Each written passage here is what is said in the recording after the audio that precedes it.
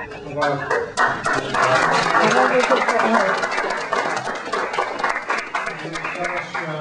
and the project you were connected with in your school. I'm Raymond Brasher from TRAGICALLY High School, and I'm a senior, and I did a stay in school, stay off drugs. All right.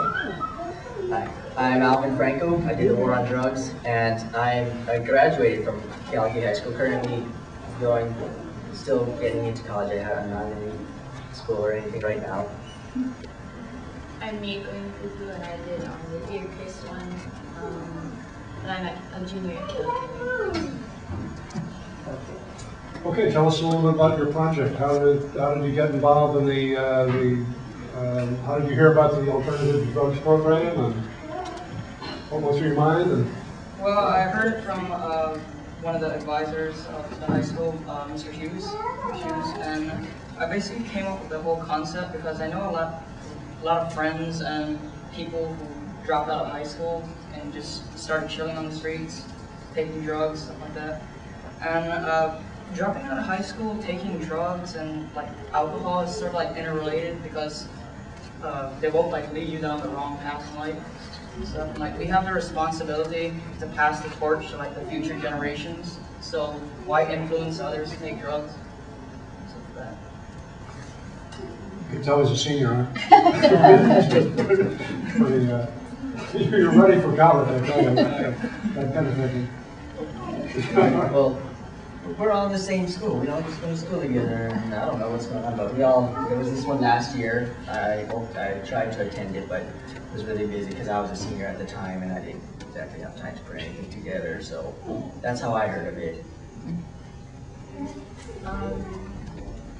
My partner Krista and I had been working on this project for a while, and then one of our teachers, Mr. Penn, is like, well, why don't you enter it in a contest? Because I don't know, we shot it like 3 different times, and we never quite got what we wanted. He's like, you should just do it. And we were like, last minute trying to finish it so we could get it in by the deadline. And we're like, okay, so.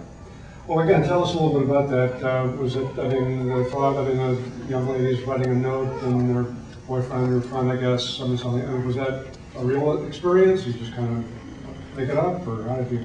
Well, it took us a long time to get that point because we had like a different idea earlier that we'd had, and we kept having to reshoot it because like we had a lot of problems, and then we eventually changed it to that one, and we just came up with it and wrote it out, and then made my sister do that first, and she wasn't too happy about that. She shot it so much. Who did the voiceover narration? That was me. You did that. What were the problems in your shooting that you? We had like glitches with the camera, and then we had a lot of problems with our cameras. Like mine started not taking tapes, and Krista's was doing the same thing. And we tried to borrow someone else's. I had to go to Tiffany's house like late one night to get a camera. Yeah, so, and then we just had a lot of glitches and stuff. The fun of filmmaking. That's right. Equipment. Now, this epic. Yeah. Now, tell us a little bit about, you think big thoughts here. I mean, you like fantasy and... I've always wanted to be a writer, actually. When I was like young, I spent a lot of time just writing in my books and stuff. I had like 2, journal composition kind of tablets full of just this huge story I wrote up. Long story short, it was kind of a complicated situation, but some druggie stole my backpack that had those stuff in it. So I've actually got a kind of a personal vendetta against these drugs. But indeed, because you never got it back? No, I never got them back. I have no idea. It's probably rotting in the landfill somewhere, and it sucks. And because I was so busy in high school, you don't exactly got time to just, spare time writing. Instead, I went to video production because it's practically the same thing. You get stories across through the media. And anyways, what happened was I wanted to do the same story last year, but we had like a whole bunch of other stuff going on in our video class, and I was graduating, so I was like, never had a chance. But originally, the script was 17 pages long with a few other things, and as we discussed earlier, making films, you gotta cut a whole lot because the time just really stretches. You don't realize it, but 7-minute minimum maximum in this content entry, we had to sacrifice a lot. Sound like a true producer-director, you know, every cut, oh, you can't take this out. It's very tragic. It's like you get so attached to these things. So you shot a whole bunch of stuff and you had to... Well, no, it's just, well, me, I live way in the boonies now. I'm in I used to be in California where everything, you know, the morning broadcasting, everyone does videos, but at this point, I got like very limited resources. And no internet to communicate or anything, a very junky cell phone that dies on me every time I call someone. So I gotta like, once in a while, I can say, mustn't I come over to Kona, and I just try to hook up with buddies like Raymond here or whoever can help me out, and I tell them what I had in mind and just kind of pull whatever we can. Again, did you have a script then, a pretty traditional like film script, or what do you say script? What? Hero, you will not make me go back in my resolve. Next paragraph, Ice Cube, we'll see what's true soon enough. Everything. Okay. Parentheses, hero pulls out sword, as much as I can. So it was kind of visual, and it was like a... It was like a very elaborate, I spent a lot of time on it, so it is a special project here. Tell us a little bit about, because again, I think of all the things we saw, it had obviously the most, you know, the cast and so forth. Tell us about the casting. How did you I have so many people, all my awesome special friends that I really love to thank, and I just wish I had a list that I could read off them, because each one of them, you know, just maybe like what we really did, like, you know, at the very beginning scene, if anyone remembers, it's like had like a whole army of people charging down the hill at the beach. That was actually, you know, we can't, I didn't want to tell people, hey, come, we're going to go make a movie. Instead, we disguised it as a potluck picnic that we had at the airport beach. So we had everything set up, and people came along and said, like, you know, on a side thing, you guys want to dress up and put some cardboard boxes and swords and charge down the hill for a movie? Sweet, let's do it. So it was a fun thing. We made sure it was a fun thing so that as far as cast and characters, it was a fun, just friends hanging out.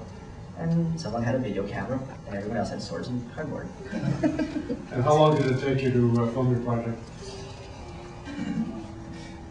I think well, not like directly. I think I got a few hours of footage overall, but it probably was in over a time period of like 2 months. Okay. Just every once in a while when I came to. And how long did it take you to film your project? About a couple weeks. First to like come up with the idea and then like film it. And again, tell us a little bit more about your thoughts on drugs and kids dropping out of school, because we talked a little bit about this in the earlier round here. I mean, you see a real, is there a real connection between, I mean, you know, drug use and kids dropping out? And... Yeah, because like I said before, like I know a lot of people and friends that dropped out of school because of taking drugs, just like that. So, yeah. And the alternatives, and do you think that what would be the... Because like if you have get like an education and stuff like that, and listen to your friends and peers and stuff like that, like other students, they won't like influence you to take drugs and stuff like that. If you have really good friends that care and know about it. And what's your take on that? Do you see drugs a big problem? Now you're all from the same high school. In certain circles they are, and like I have friends that not so much like marijuana and stuff, but more drinking, like one by one you slowly lose them to the other friends who like to party. It's a gradual thing, but it's a problem. You see it that way? Yeah, I mean, like I've actually got family and other people involved in some stuff, and it's pretty evident after a certain amount of time, but it does go kind of gradually in my opinion. Well, that's a good, interesting point. Without naming names to incriminate anyone, have you each personally, does it get to be a personal thing? I mean, like you would have friends and maybe a family where this is kind of a problem? Is it that pervasive? Well, like for myself, like I have a few friends that we have like this program for after school graduates, Project Grad, and I know a lot of teachers trying to influence like students to take or actually go to Project Grad instead of like going to like some party, getting drunk and smoking and stuff like that. So they're trying to like have a positive influence. Right. So, well, you know, some of the people, if they do drugs and stuff, I mean, sometimes they're not like all like bad guys or anything. Some of them are like the nicest people in the world, but the bottom line is it's very bad for them, and it's like we're close to not going to lose them or anything. It's pretty hard. A question was asked earlier, careers in film, are you guys interested in next steps in film, or? I'm not really sure what I want to do, but I'm thinking about broadcasting. In front of the camera, behind the camera? In front. I like being in front of the camera. For the money.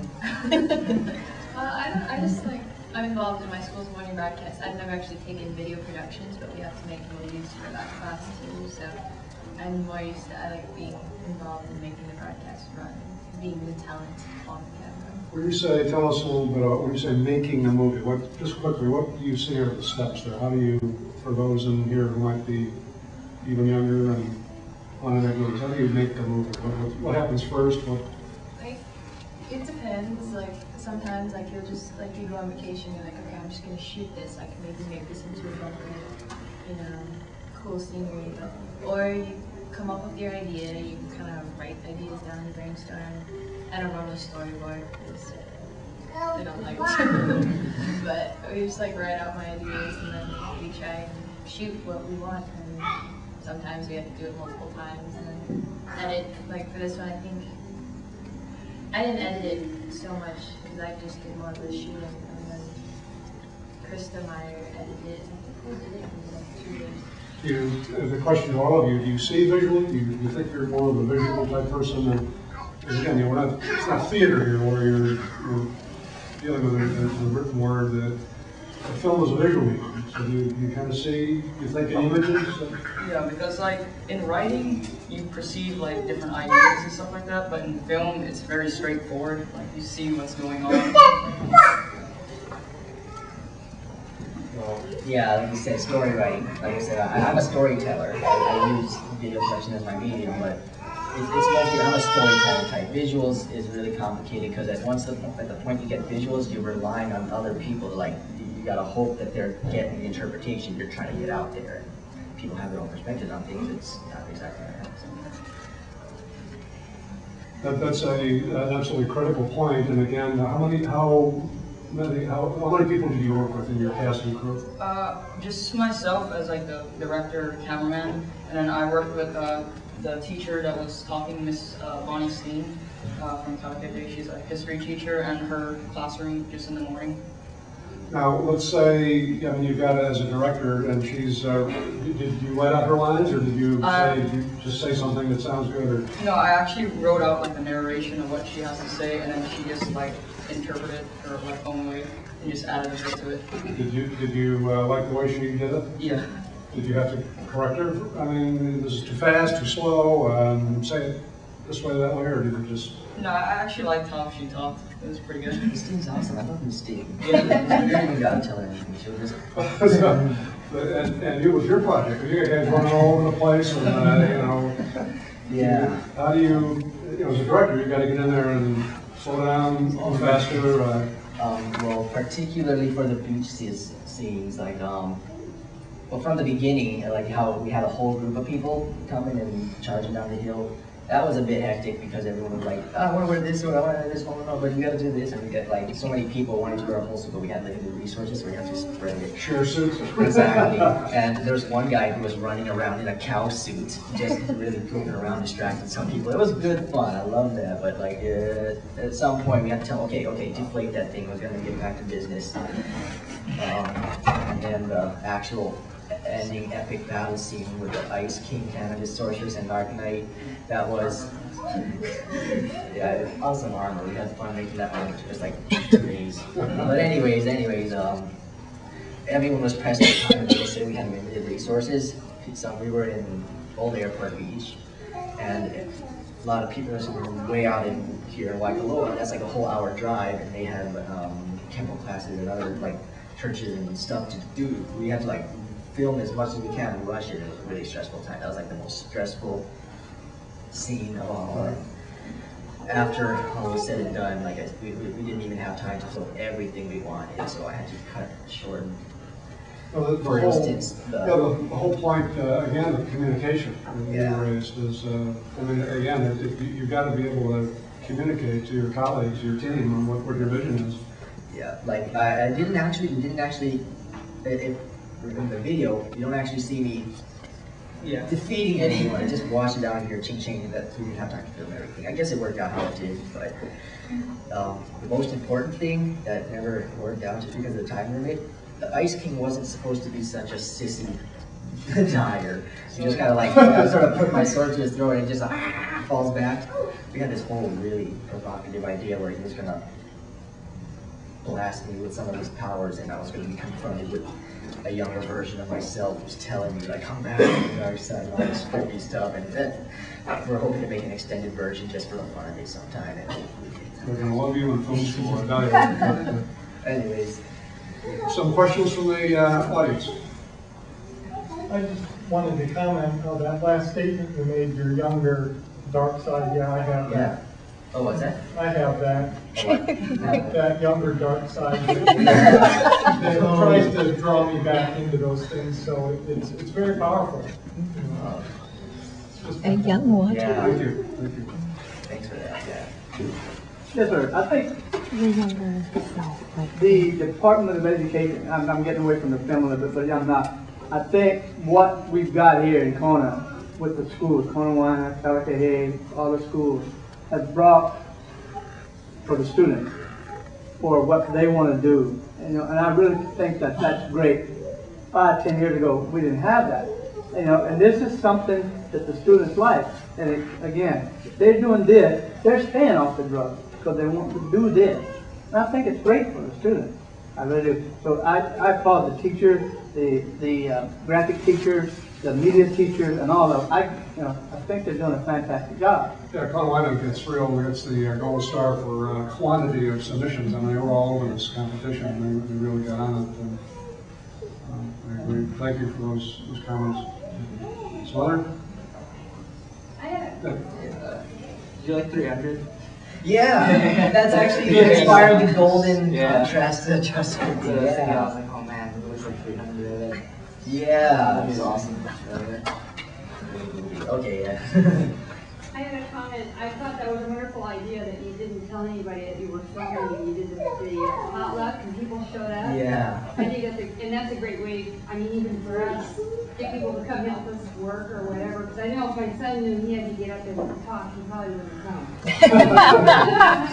I think that was a great idea. It was, yeah. That's I guess that's a special technique you gotta kind of get into. I told a couple people, the people who are into the filmmaking, we just got together and had fun. And like if you first tell them, they're just gonna be like, oh, I don't want to be on camera. But once they're goofing up and having you and get to go. As filmmakers, the ends always justify the means. Whatever it takes to get the shot is the love it. Other comments? Before we adjourn, we'll get to. You have the t-shirt. Yeah, we'll get to that. Yes, sir. One last question. What was the most important thing you learned as a result of your project? One thing, self-confidence as a filmmaker, and just don't try to like push people too hard to like get the right shot. Just hurry up and film it, and then you have to have patience because it takes patience to like edit. It takes patience to like envision your idea, stuff like that. Excellent. Very good. Very interesting. I learned all kinds. We're learning all the time, not just from this project, but I guess overall it is just indeed self-confidence, stay focused. It's good to make friends, that's for sure. Lock the van doors. what did you say? Off the camera. Okay.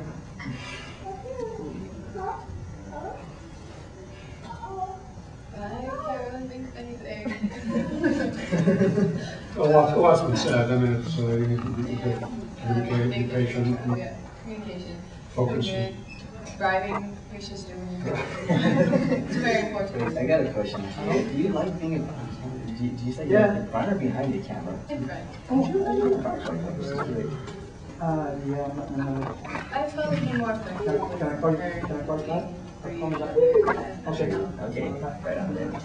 And like, yeah. Again, we're going to wish you a round of applause here for.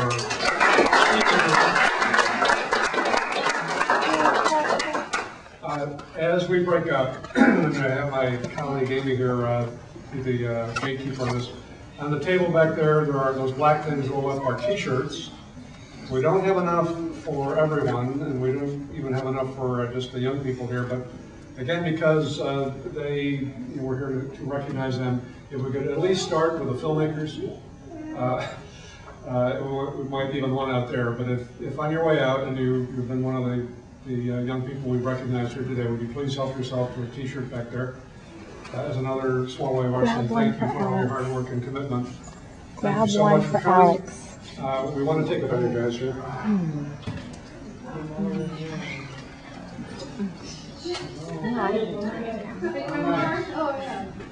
Oh, wait, one more. Arcona wine, boy.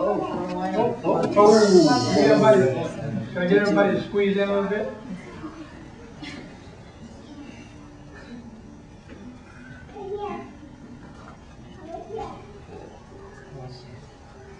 Thank you.